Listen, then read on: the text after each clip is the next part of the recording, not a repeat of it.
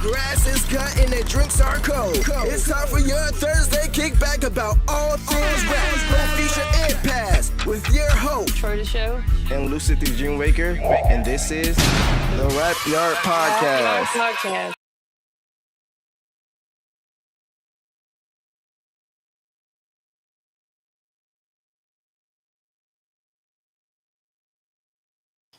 Man, it's always something. Let me see here. How are you doing, everybody?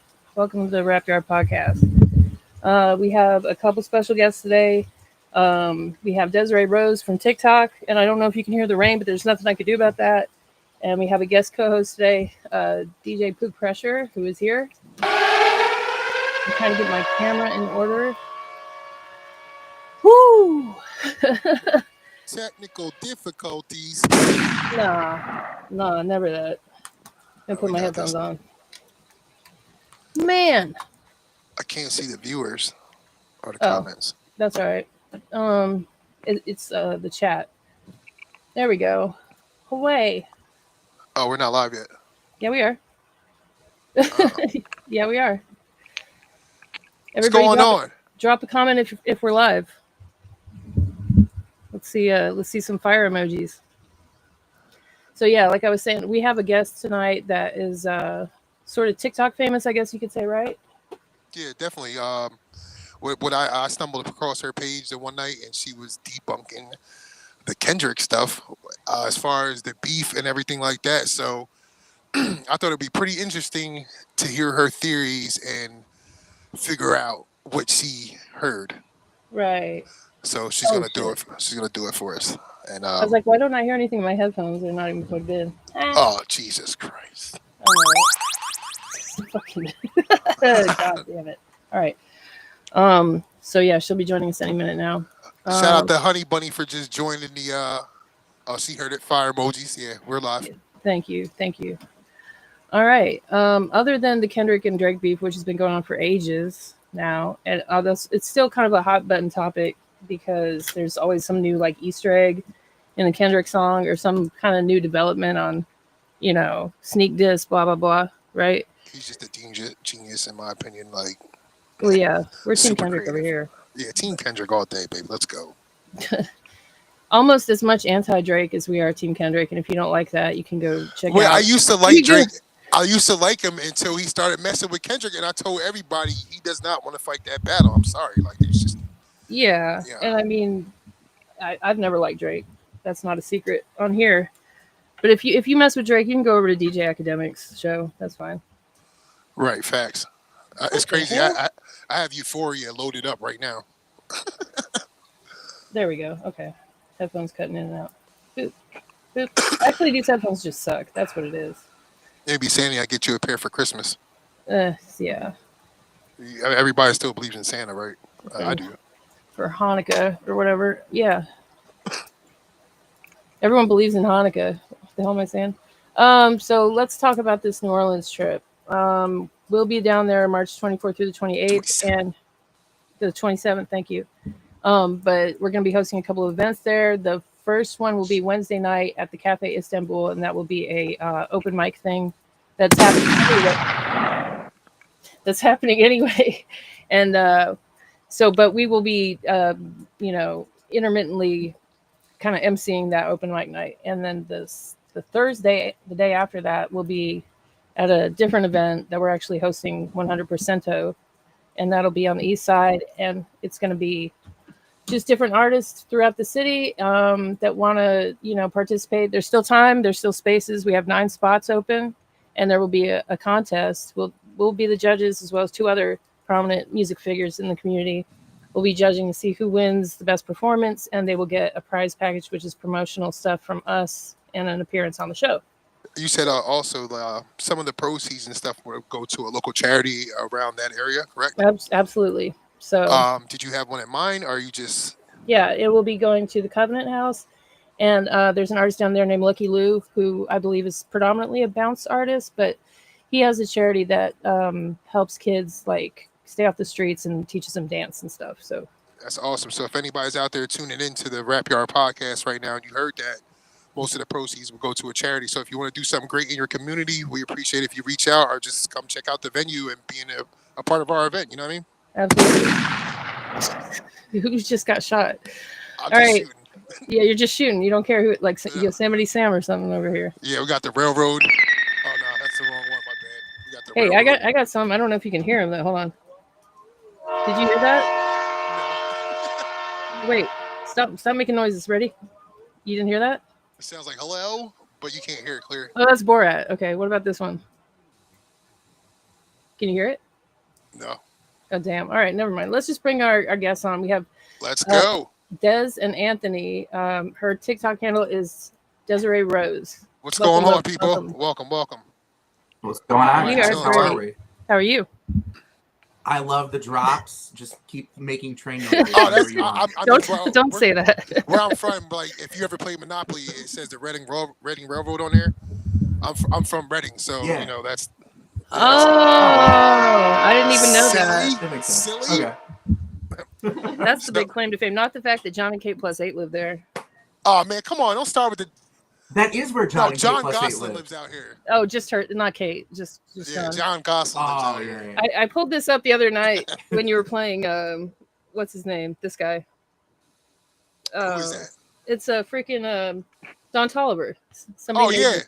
Yeah. Somebody. that's made fire. it. It's fire. Yeah. Is that No, on I didn't do Etch a it. No, it's on Sketch? my iPad. I You didn't don't like do it? It's, Oh, okay. I huh? was like, You want to see it again? All right, I was here. like, wait a minute. I thought it was Stevie Wonder. It's like it's like a meme of him. I was like, this is a weird Yeah. Yeah. Who is this man? I thought it was Stevie. I swear. It does kind of look I'm like him. sweating over Tell me here. who. But anyways, so you had an interesting post on TikTok, Ms. Desiree, that was about the Kendrick versus Drake beef and your theories about that. And it pointed back to a video, I guess you referenced. I wasn't able to find it, but talking about these theories you had previously before, I guess, other people started coming out with them. You want to Yeah, I see it. expound? Yeah.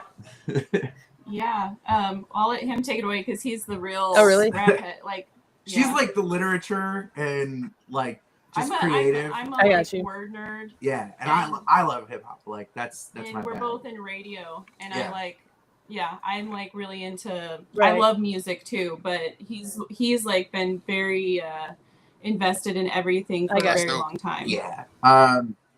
So we made a video. Okay. It's on Let me YouTube. pull that up You can then. look it up. My account, I think it only has 3 videos, and Yeah, they're it's all the same. Okay. It's all the same We've made like I don't know We- over 10 hours of content about Wow. Drake and Kendrick. yes, but from starting 4 years ago, Yeah. actually January 26th of 2021. So wait a is when we second. started. You so got- it would have been 5 years ago. You said today. 3 or 4 videos? But 3 or 10, 4 videos. so that's they're the 10 whole channel. hours. So that's Yeah, it's about 10. Well, it's kind I of would- split up.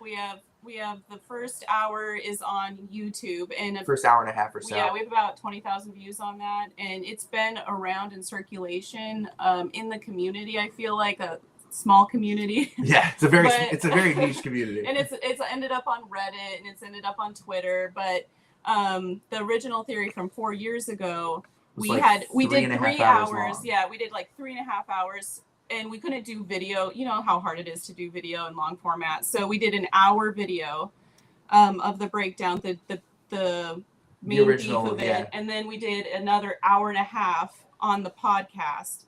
And then So there's like an hour. There's like an hour and 50 minutes of just audio. on my okay. So what podcast channel. YouTube channel would I go to find the best example of this? You would go to. Hang on, let me pull it up. I'm not gonna leave the stream. You guys still see yes. me? Okay, so you just have to go at Anthony Imbrunone. I know it's Italian, so ANTHONY well, and we can post it. IMBRUNONE 3114. I don't know why they added numbers onto it. The easiest way to find it is Drake and Kendrick Decoded, or the Poetic Drake and Kendrick Decoded is what it's called on Or decoding Drake and Kendrick. Decoding Drake and Kendrick, yeah.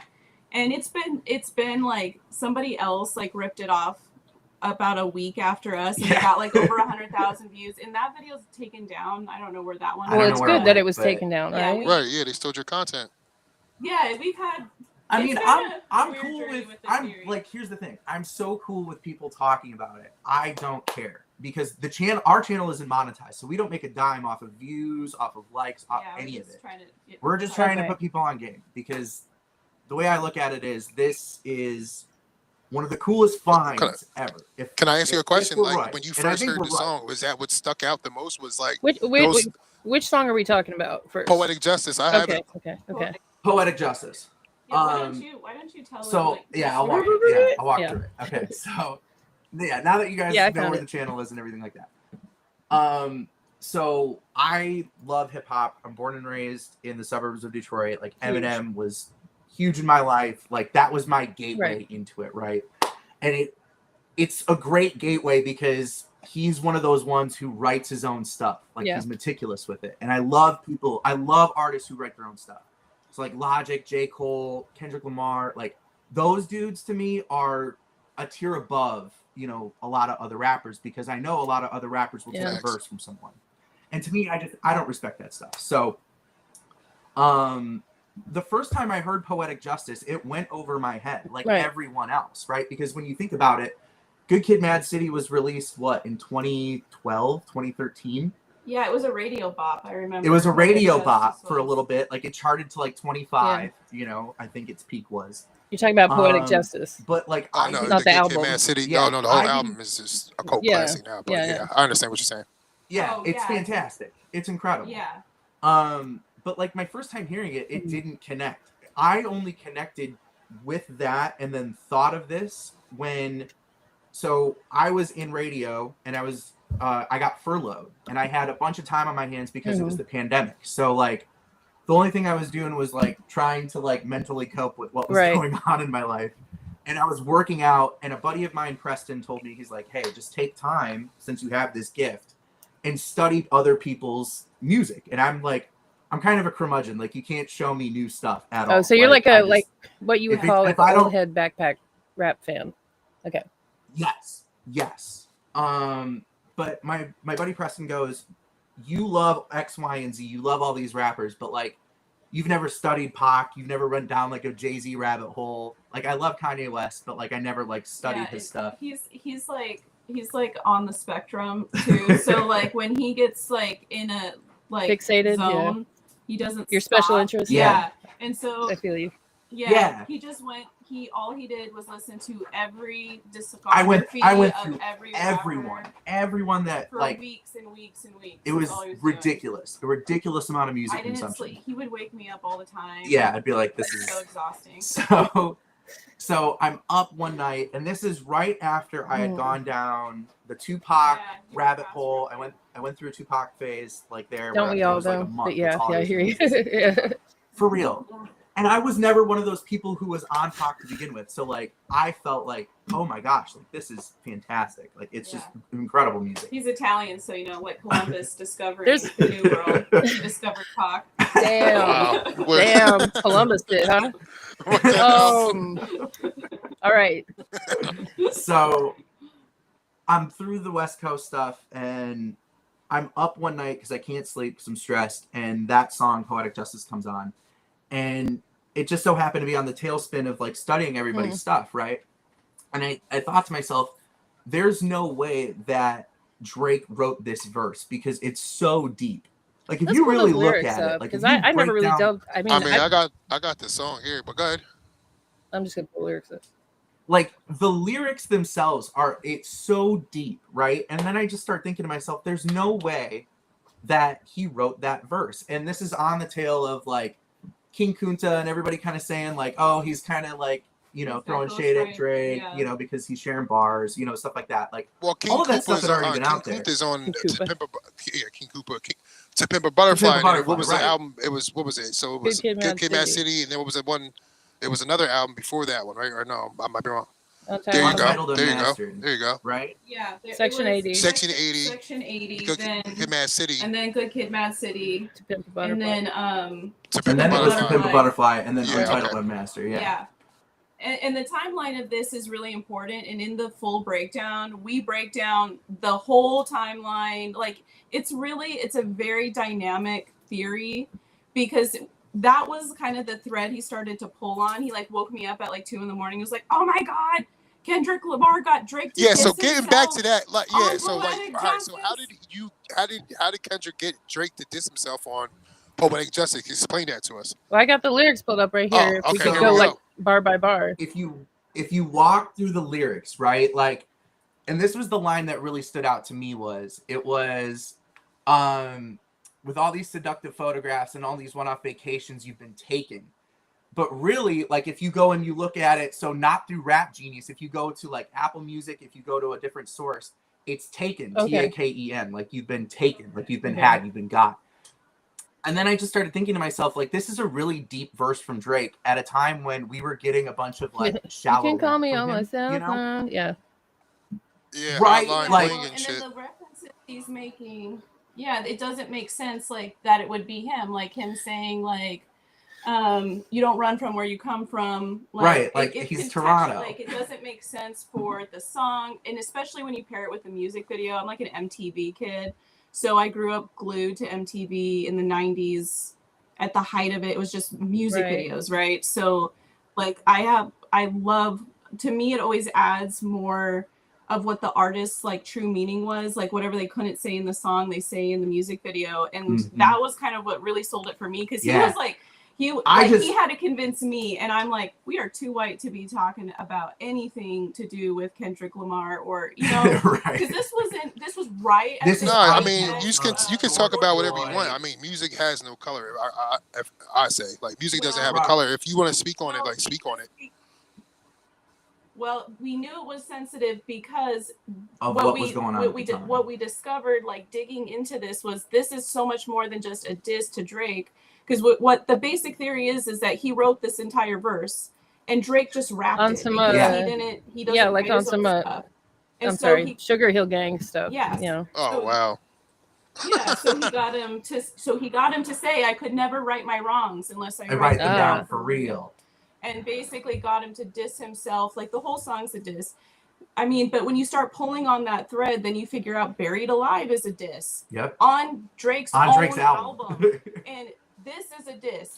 On Kendrick's album, he dissed himself on Kendrick's album. And then he goes on and he disses him on fucking Problems. Yeah. It was Yo, like, me and my daughter was just talking about the fucking Problem song, and it says, you know, Drake has some catchy lines on there. My daughter we just said this yesterday. He said he has some catchy lines on there, but she was like, when you listen to the song fucking Problem, she was like, what verse sticks out the most? And I said, Kendrick's.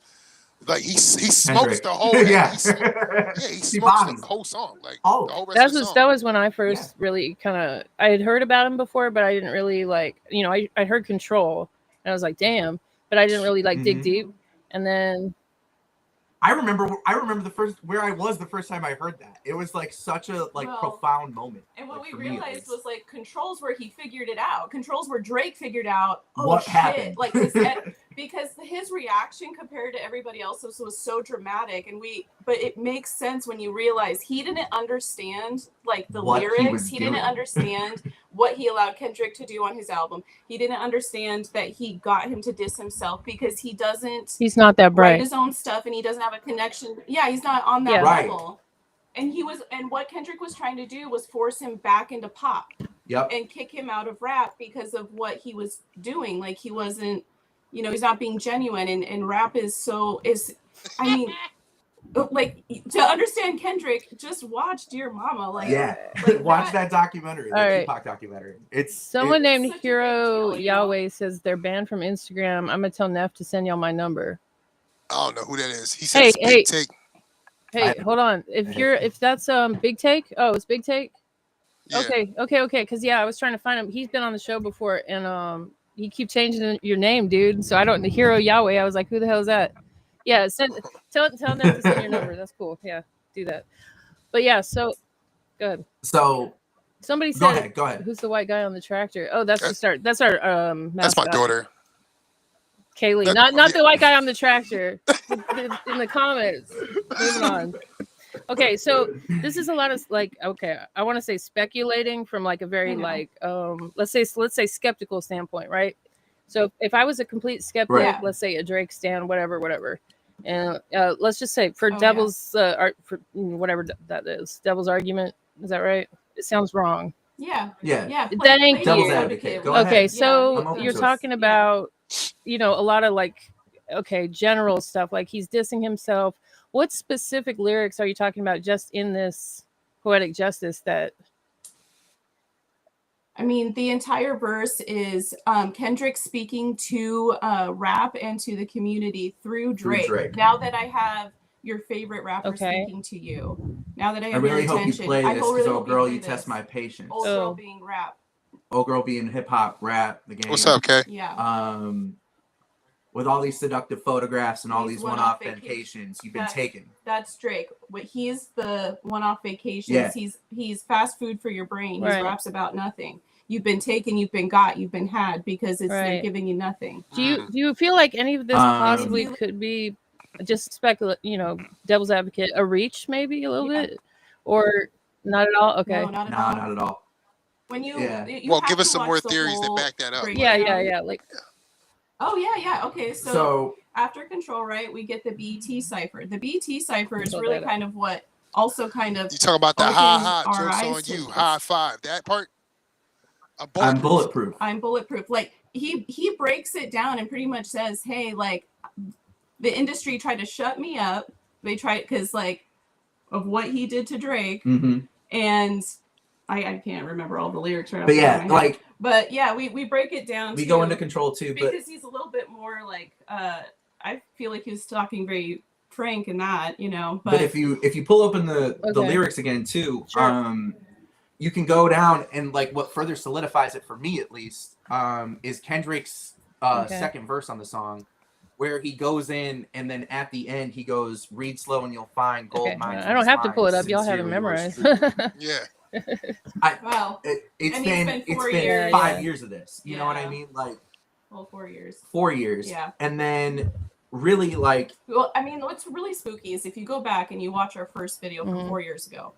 Before we got online and talked about it at all, we looked it up and made sure that nobody else really had this take or had this. Did your research? Like see what other people. So is this the original video that you were talking about? Okay. Yes. All right. Yeah.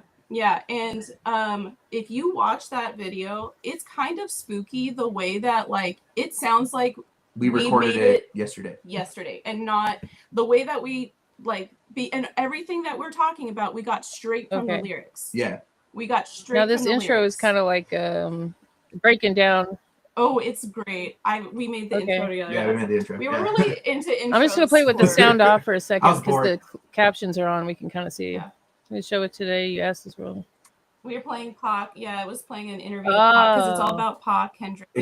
It comes back to the movement. It comes back to what Pac was doing before he died. Like, everything with Kendrick is about furthering what Pac was doing originally. Yeah. It's revolutionary stuff. This isn't just rap. This isn't just because Pac elevated beyond race. Like he got into class. He got into socioeconomic stuff. And he was talking about class warfare in the 90s. And his mom was talking about it in the 70s. In the 60s. Yeah, she was in the Panthers. So it's like Afina Shakur, Afina Shakur. Yeah.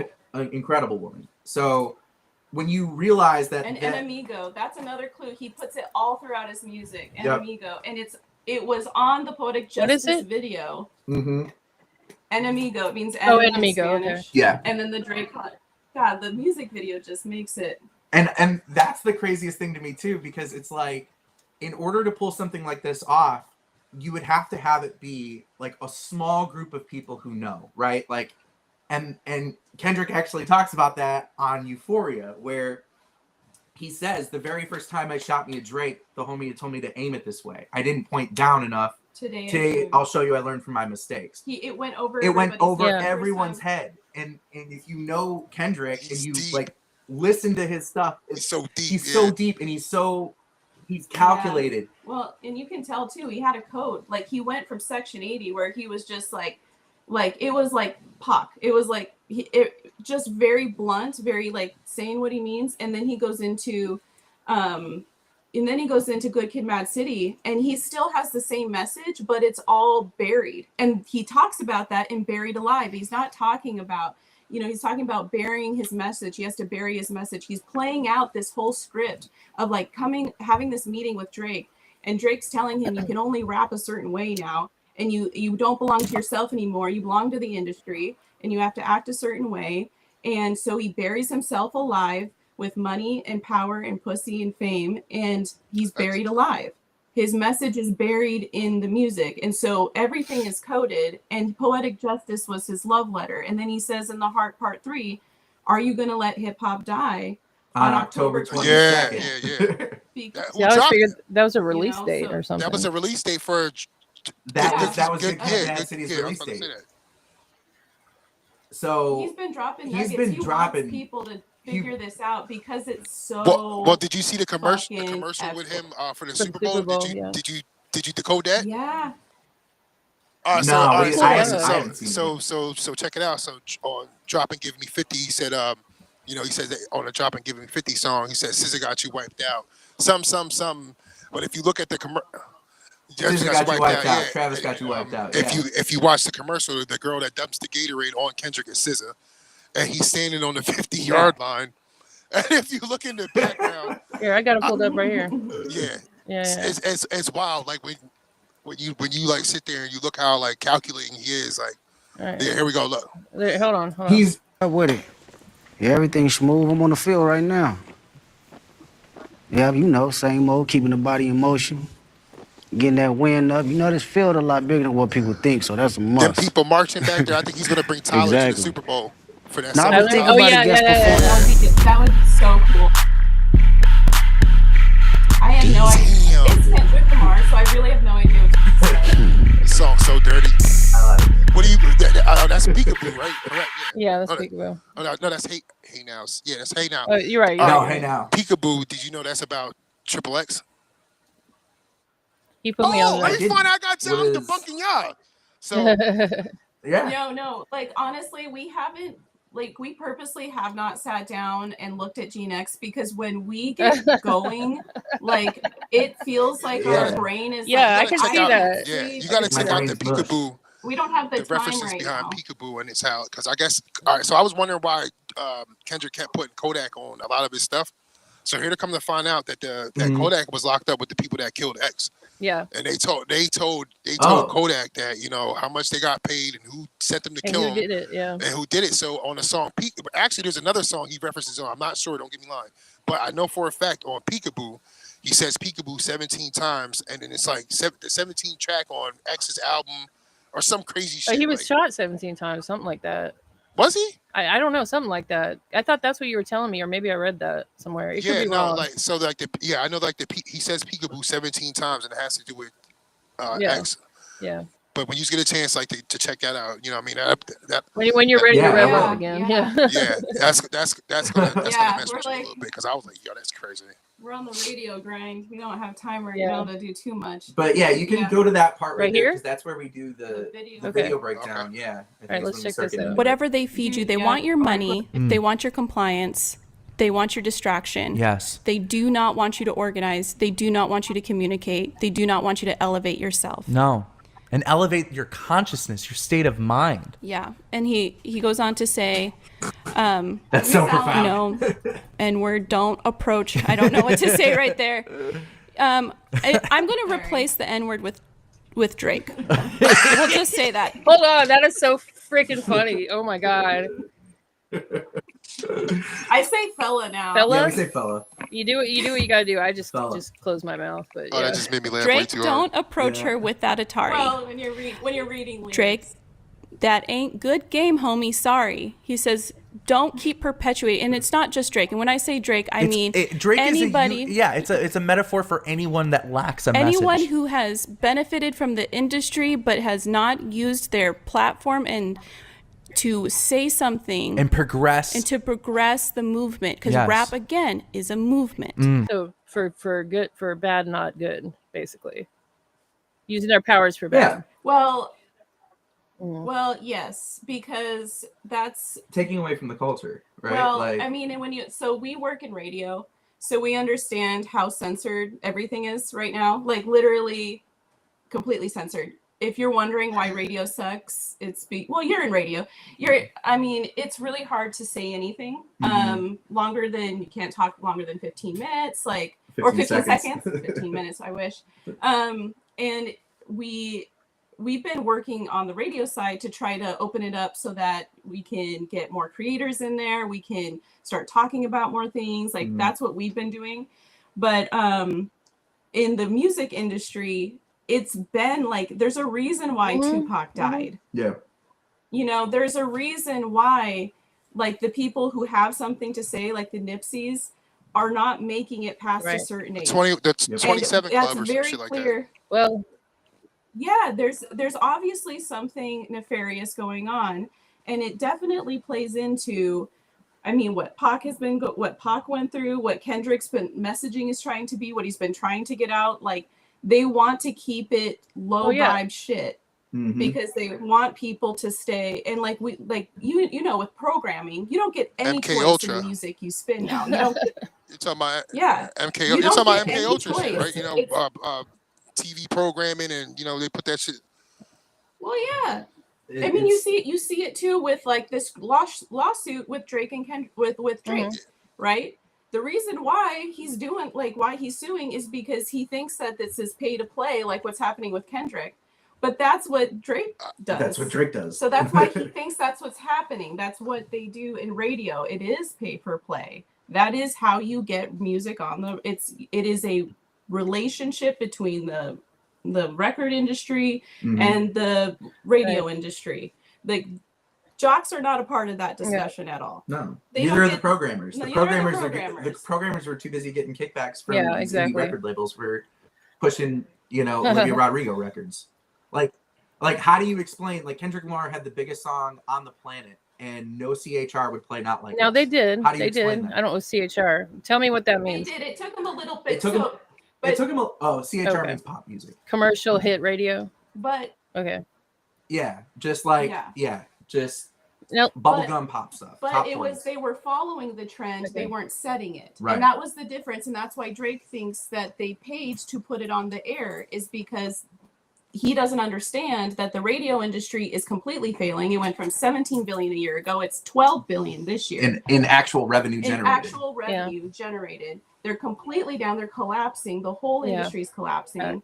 And they don't get to decide what is cool anymore. They are chasing the attention. Yeah. So they have no choice but to put Kendrick Lamar's Not Like Us, because it is the most popular song in the world right now. And they need the attention. So let me put this on real quick. This is an interview with Crazy Bone from Bone Thugs and Harmony.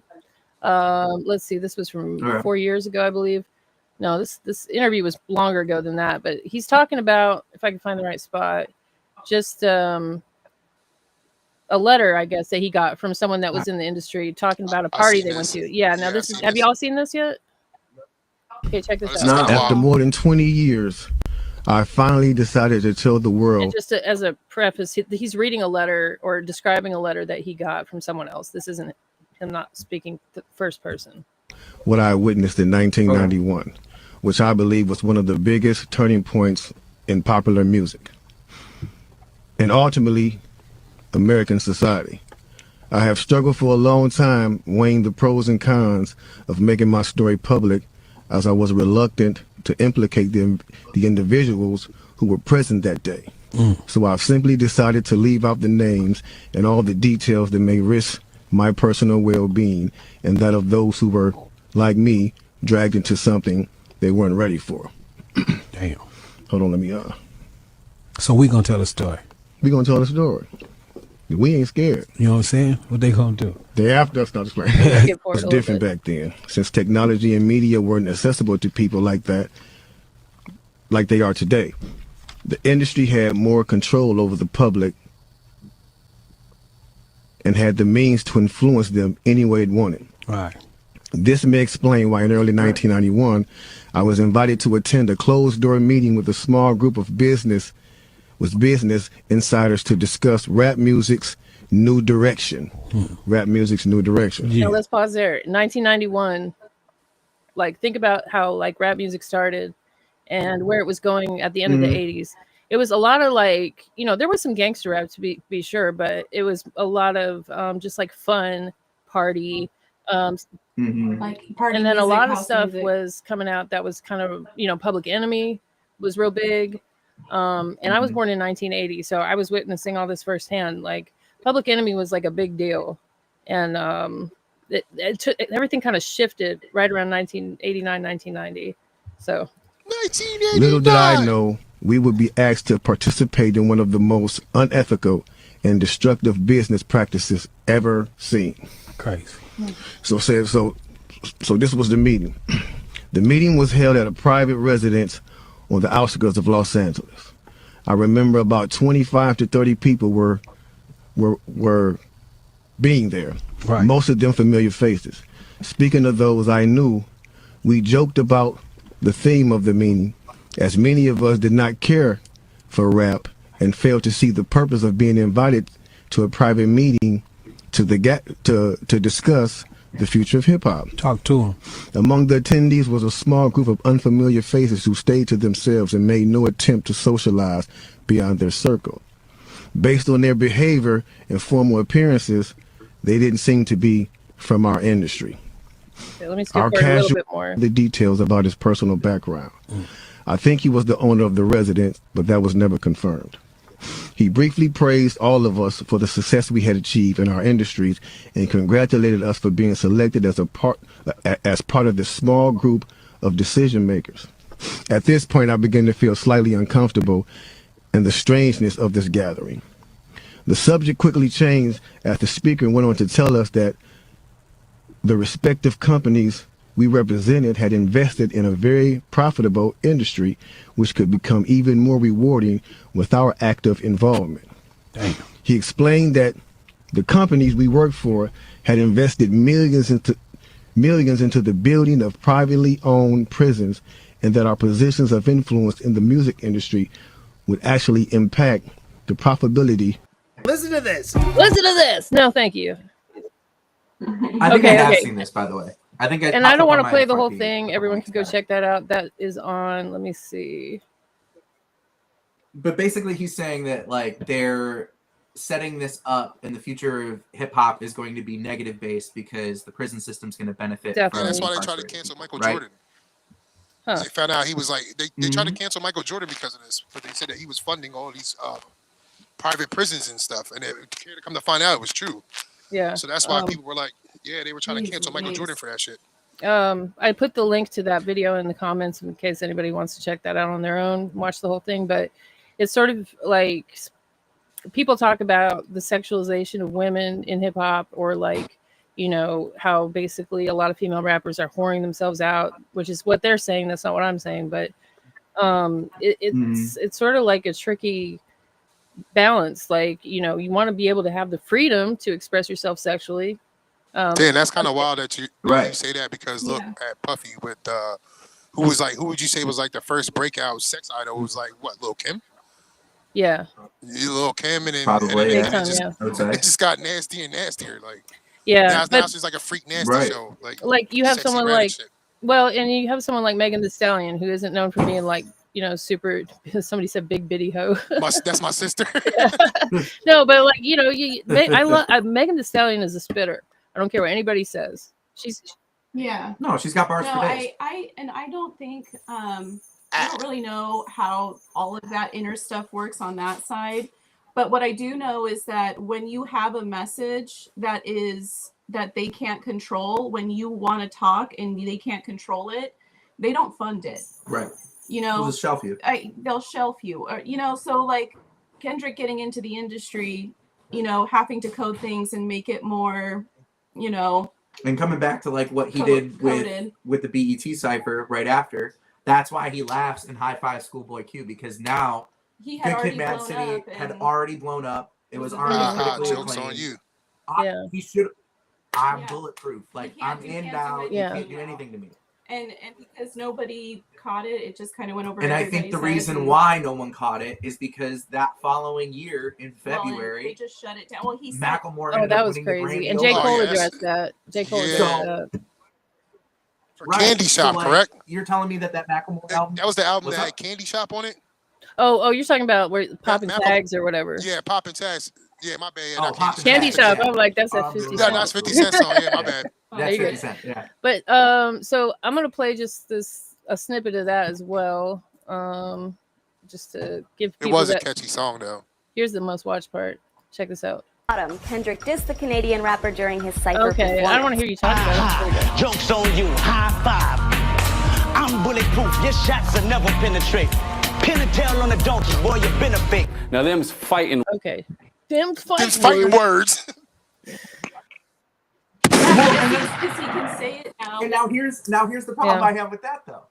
Those people get on and goes, them's fighting words, but like, which part stands out? Because what he's calling him is a party game. He's nothing. Like, you're just sitting there, like, and it just becomes this endless echo chamber where, like, that person, someone's gonna watch that YouTube video, then repeat it. You know what I mean? Like, there's no critical thinking of what. Let me hit you with something real. Yeah, people, there's no critical thinking going on today anywhere, and that's one of the downsides of having this, access to pretty much everything. The internet gives you access to things that people didn't have access to years ago. That just it's mind-blowing, but people don't use it for that. They use it to copy other people because human nature is to be lazy. Okay, so let me just say some of these lyrics from the BT Cypher that they don't really talk about. Where was I at? I'm the master that masturbated on your favorite MC. Until the industry had wanted me assassinated. Until the industry had wanted me assassinated. Either you're corny or an opportunist, which in Poetic Justice or in it was Money Trees, which is another clue. Where's the perfect place under a money tree? Under a tree. Yeah. Under money trees. If you look at the song order, what's under money Poetic trees? Justice. Poetic Justice. On the album. Until the industry had wanted me assassinated. You either corny or an opportunist. And in Money Trees, he says Halle Berry, hallelujah. You know, like he makes all these references to like Hollywood or salvation. You're either, I let you eat. Now go back to church and steal crackers from communion. What are we doing? I'm about to crack the Da Vinci Code. Yeah. And nothing's been the same since they dropped control. That's where Drake figured out that he was a mark and that he didn't know what the hell he was doing. And he was playing a game. He didn't know. I love the fact that you said he was a mark. And tucked a sensitive. Mark ass custard. Yes, he's a mark. Mark ass custard. Dude, he is. Rapper back in his pajama clothes. Ha ha, joke's on you. Ha ha, I'm bulletproof. Right. Like he literally tells you what happened. He tells you exactly what happened. Yeah, y'all have definitely done your research on this. This is dope. And then coming back. So this is the craziest thing. So mind you, we made that first video awkwardly 4 years before. Yeah, it was so awkward. Any of this had been talked about. 4 years before, like anyone was talking about Drake and Kendrick. Not like this. Not like this. Where we were talking about like how Drake was taking away from the Black community by exploiting it. Yes. Like for the benefit of him to enrich himself and other people, stealing from other creators. Stealing from community. Like it's stealing from the community. We were saying this 4 years ago. Yes. When everybody thought the craziest thing that happened between them was control and the cipher and the little tiny jabs here and there. So nobody was talking about it like this. And we're not saying that we discovered this because there are a lot of people who knew and obviously weren't, like didn't have a platform to talk about it. So, but as broadcasters, we felt responsible to say, hey, we think that this is what happened and we don't know why no one's talking about it. Like when I tell you, we spent 3 weeks researching this. We were unemployed. I went through Rolling Stone after Rolling Stone article. I went through XL articles. This was your COVID project. Everything. Dude, I had so much time on my hands and I didn't want to look like a fucking idiot on the internet. I didn't want to look like a stupid white kid talking about shit that he shouldn't be fucking talking about. I go through that every week on Thursday. Yeah, somebody say Drake stole lyrics from Soulja Boy in the comics. For sure. He stole lyrics from. He stole a whole verse from. And that's why you would know this, Troy. What's that? You don't even listen to him. He stole that one whole verse. Like it's the whole verse. On Who Do You Love? From Soulja Boy. No, on Who Do You Love, YG song. He stole He stole that whole verse from that. Oh yeah. Yeah, Who Do You Love? He stole that whole verse. Yeah. Yeah. If you go back and watch our old episodes, we had an interview with Thought Squad, which if you're into like hip hop talk, TikTok hip hop videos, you'll find her eventually. She's pretty dope. But we were talking about the fact that it's been known that he has a little bit of a pedophilia problem since like 2009 or something. Oh, and he calls them R. Kelly. And he calls him R. Kelly. Right. On his own album. Crazy. So they didn't catch it. It's literally been going on since the jump. Yeah, and we didn't catch the buried alive thing until Drake brought it up. Until Drake brought it up in this beef, because. And we were like, wait a minute. I'm not a Drake listener by any means. Like when I was doing that studying, I did not study that man's discography. When I found out that Kendrick Lamar had an entire feature by himself on Drake's album, and he was saying the things that he was saying on that, it blew me away. I could not believe. And then that's why if you go back and you listen to the Heart Part 3, he says on the Heart Part 3, I never thought your favorite rapper would want a verse from me. He got hit 25 times with a K. And then he references that in Euphoria. Yeah. The first time I shot me and Drake. Yeah. Like it's a double entendre. It all connects. Because Kendrick has been on message and on brand from day one. We don't see this as a conspiracy because we've got everything directly from the lyrics. and then we're confirmed when the beef dropped again in May last year. May last year. To us, that was confirmation because we were like, holy shit. And then people who followed the theory back in the day, they show up in the comment section on the YouTube video. And they're like, holy shit. Like, this was completely right. We sound corny as hell the whole time. We apologize for that. Just be yourself. It's cool. If you're corny, be corny. It is what it is. We're doing it from our kitchen on a 10 milligram and just trying to fucking power through 3 hours of content. And a lot. Yeah. So you have to and I've the biggest thing for me is I have reached out to bigger content creators with bigger platforms who talk about this stuff. And people have reached out to us to tell us we're correct, but will not talk about it. Now, are these people artists or are they? These people are content creators who. But they won't talk about it. And do what That's we crazy. Talk about. But we'll do it over here at the rap yard, though. Yeah. That's a fact. Which is why we were like, hell yeah, let's go on. I ran across the video and I watched it like 4 times and I was like, hold the fuck up. Yeah. And maybe we should do. Yeah. And the way we look at it is like, the way I look at it is like, you're in this echo chamber constantly. And it disorients the listener from the actual message on the song and on the track. And we're trying to get DJs to be able to talk about the real songs things that's going on and be able why they connect with the music. Like this we both DJ. Not just and not just go from one track to another inside of a radio show and keep it pushing. Like that to me is it's so outdated and it does such a disservice to your local community. A lot of these radio stations, and people might not realize this, are like Clear Channel, or they're owned by, big companies that own record labels as well as other companies, So they are given a list of music to play, and they can't go outside of that. They can't deviate. No. Yeah, and then they give you prep sites that you have to pull stories and now from, when you think about it, so expand on that, right? So you just talked about the music thing. Now talk about the prep services that all these jocks use. And now there's only 2 prep sites that you can get content from, Radio Ready, and read it on the air. And every single radio station in America uses those 2 prep services. So now you have the same music being played in the whole country.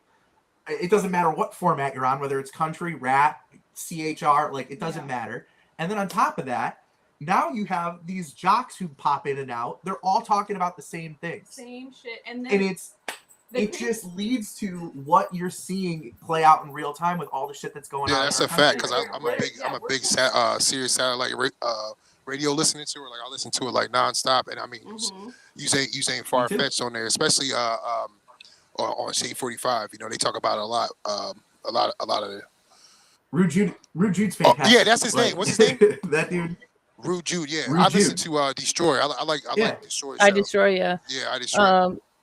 Rude Jude is Jude's based good. out of New Orleans, I right? feel like I thought he was Jersey. Okay. I think there's a could couple be wrong. different ones. Yeah. I don't know. Yeah. He might be, but like the way I look at it, like in terms of like platforms and in terms of like content, like doing services for the community and shit, the only real one left is Swing Rolling, period.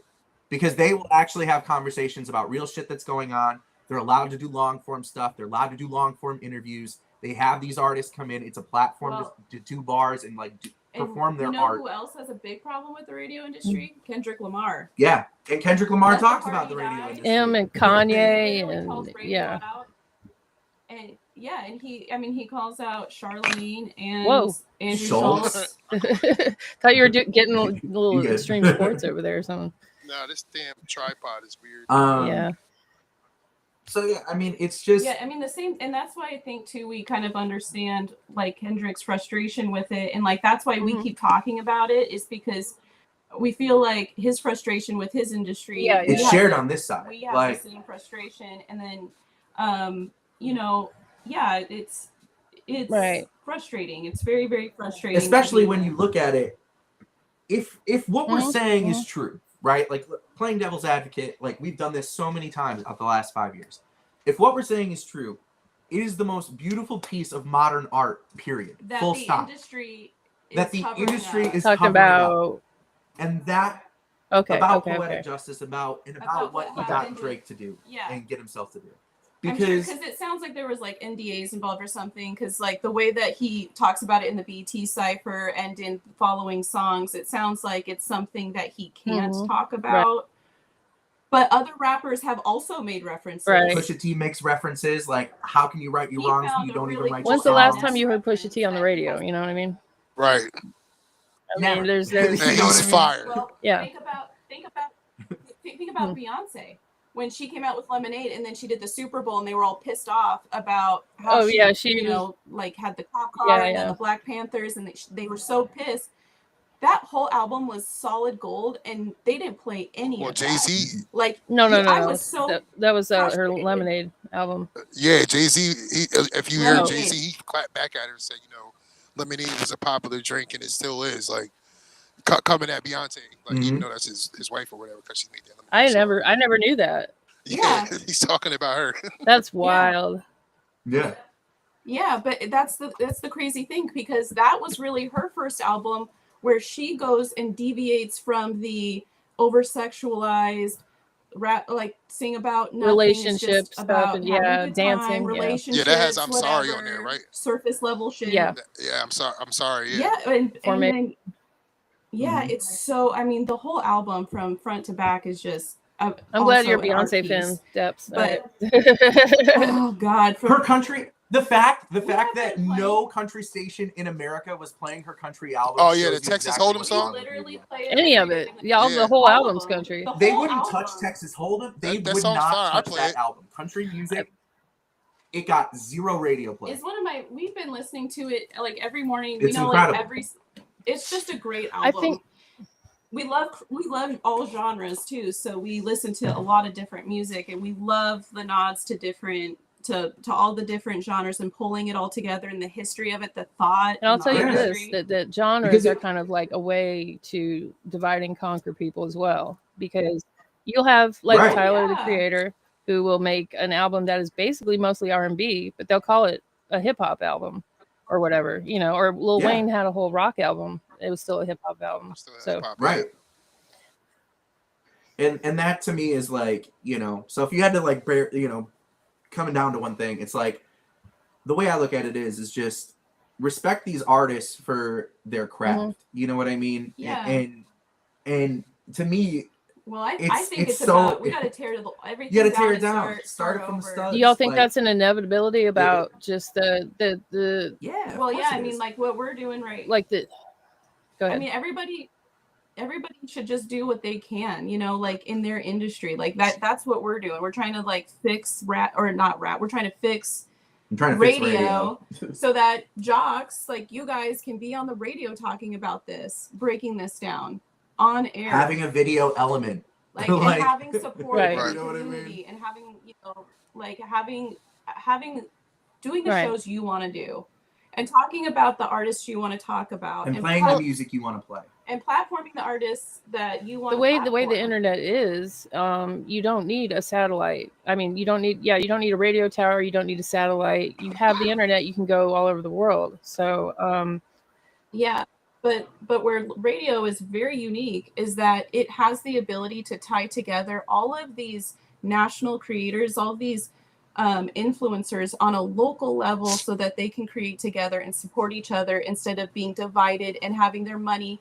taken from management agencies that are outside of, you know, they're in, you know, Indiana and you're in New York, and all of this money is going out of the community instead of into the community. And all of the local radio money is going out of the community instead of into the community. So that's where radio is so unique, that it's local and that it can tie all of those elements together, and then also help the local community understand the art instead of having national news tell you that Tupac is this criminal who doesn't care about anything, instead of treating Gangster him like thug he's, image. you know, the artist and poet he is. So, you know, like that type of, like, that's the type of shit we're trying to do. And that's why it's important for like Kendrick Lamar to be recognized for the shit he's doing. And breaking it, making it sound like it's just this petty beef between two artists is, you know, like, which is what the national stage is trying to do. That's not what this is about. This is so much deeper. About the gentrification and all that shit.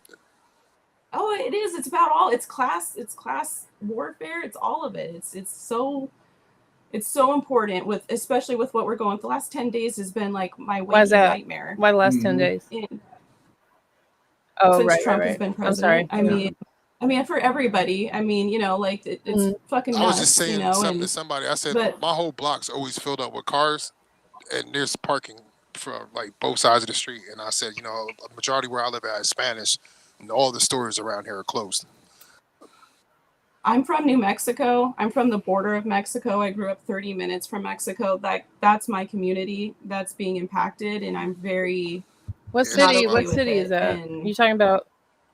I'm from Deming? Deming, New Mexico. Okay. It's literally it's a tiny town on the border of Mexico. So yeah. I mean, everybody throughout the country, I'm sure, like for the most part, there's a community of Mexicans that are here without their, you know, legal papers, like, and they kind of keep the economy going, like, and they're low key, and they go to their own like clubs, and they have their own churches, and they, you know what I mean? I've never been in a community where there's a undocumented Mexican population that is causing trouble. Yeah, I literally like doesn't make any sense. Where I'm from, like I would literally get immigrants walking through my yard from the border, and nobody calls the fucking border patrol or ICE. They're criminals over there. They're literally criminals where I'm from. Border patrol are the ones trafficking guys, and I could pull up stories for you to prove that. They are the criminals. Nobody calls the cops on illegal immigrants crossing the border. No. When you're on the border, you give them water and you give them food because they're people, and that's what you should do. And my parents were part of search and rescue. Their whole job was to find and help, you know, like they had horses, and that's what they did, was go out and try to help people who get stuck out there, because it's dangerous and it's scary, and it's not anything that somebody does without needing to, you know.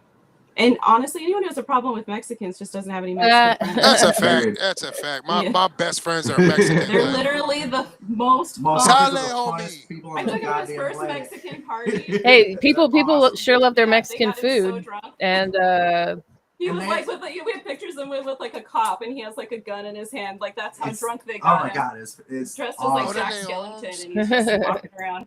And it's just like, it's just such a beautiful culture. You know what I mean? Like they genuinely love and care about each other. Very family oriented. And that's the thing that, very family oriented. Like I don't have problems with those types of people coming into my country. I'm paying 10% on my phone here, so if it checks out, my bad.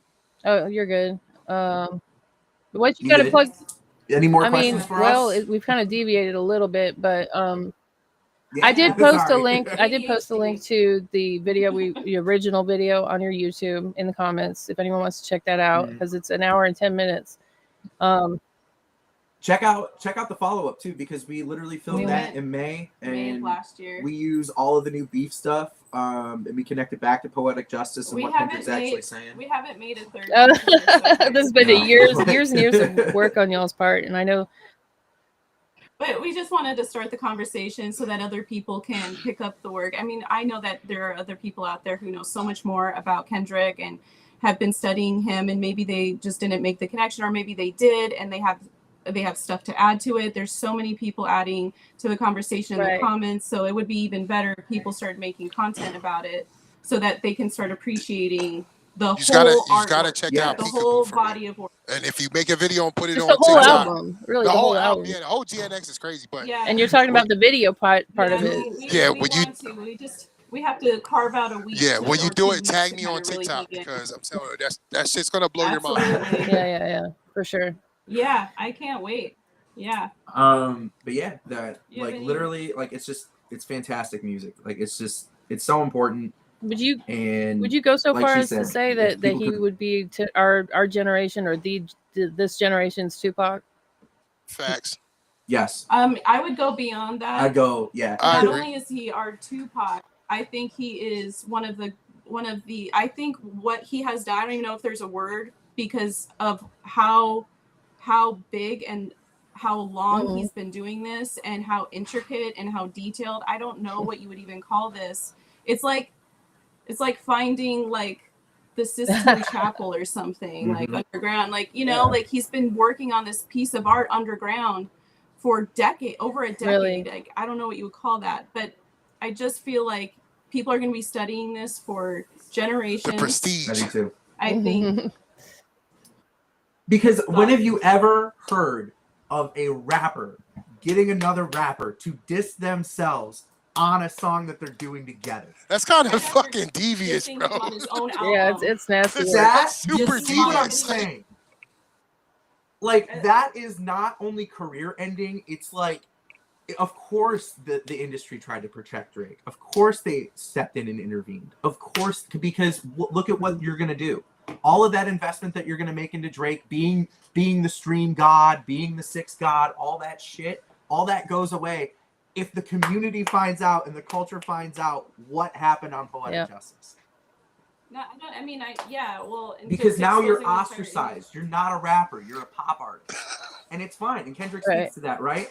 Kendrick says, like, keep making me dance and wave my hands, and won't be a threat. Right. Like, it's fine. He said, we like Drake when you singing. We don't like Drake when you acting tough. I don't like Drake when he acts tough. Right. I agree. I have a feeling Drake's gonna be like selling like timeshares in like, Puerto Rico or something after this. He's gonna he's gonna have to go move somewhere and change his identity. Let's hope. Well, we appreciate you coming on. Definitely. And it was this time went by really fast. Just talking about this is very entertaining and just for me myself. But everyone go check them out. Yeah. What's both your TikToks and tell people where? Oh, I'm Deseree. At Deseree Rose, and then mine is, what is it? The Anthony Imbrunone Show. Show. And spell that out, because I misspelled it. I just realized in the description. So it's ANTHONY, and then Imbrunone, IMBRUNONE. Yeah, you should try to spell your name into that Usher song. Bro. Usher song? Yeah. I always remember it. I go IMB Run 1. Yeah, IMB Run 1. It took me forever. I couldn't say his name if I was reading it. Imbrunone. I was like, I can't look at it. I am also probably a little bit on the spectrum, and I also am part Italian. So there's some camaraderie there. I love it. How you doing? Hey, I'm part Coppola. Hey. That's my mom's name. So take the gun, leave the cannoli. Oh, right on.